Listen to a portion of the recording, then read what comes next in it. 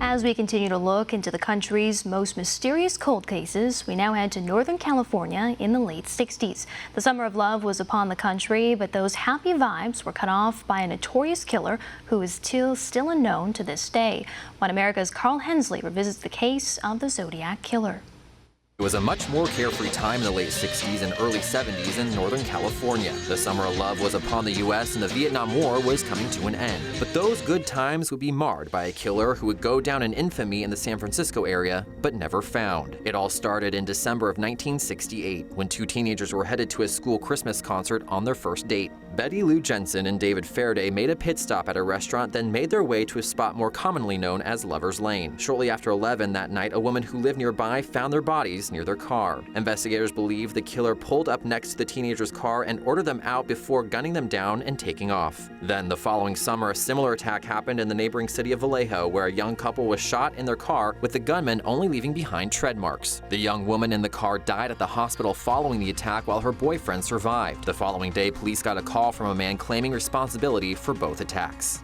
He said something to the effect that there's been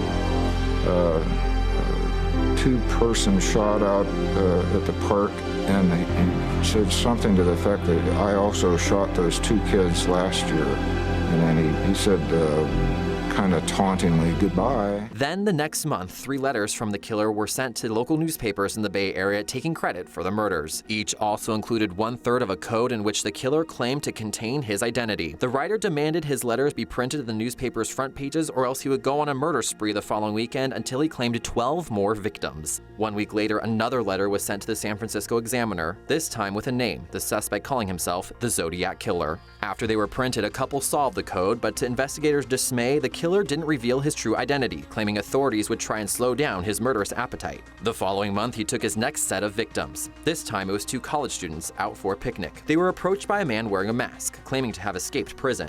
He demanded their car and money so he could flee to Mexico, but after following his orders, the students were stabbed multiple times and left for dead. Their attacker called the local sheriff's office confessing to the crime, but his identity was still a mystery. And the killings continued. 2 weeks later, a man in San Francisco was shot in the head in a taxicab. 3 witnesses saw a man leaving the cab and were able to tell police what he looked like, leading to this sketch. Then letters began pouring into local authorities the following year from the alleged killer, detailing his crimes and always including another code to solve signed by the Zodiac Killer with the tally of his victims. But as soon as it all started, it seemed to stop as the killer went silent for 3 years. No murders and no letters until 1974, when police received a note ending with a new score, 37 victims. This was his last letter before the case went cold. A number of suspects had been named, but no one was ever arrested or linked to the crime. In 2002, new technology was able to make a partial DNA profile from saliva found on the stamps of the Zodiac Killer's letters. However, no match was found and the case became inactive 2 years later. As recently as 2007, evidence has been submitted, but it's been deemed inconclusive. Confessions to the crime have also come in, the last in 2014, but those confessions have led to nowhere. So the question still remains, who was the Zodiac Killer who eluded authorities for 50 years and left a dark mark on a place known for peace and love? Carl Hensley, One American News.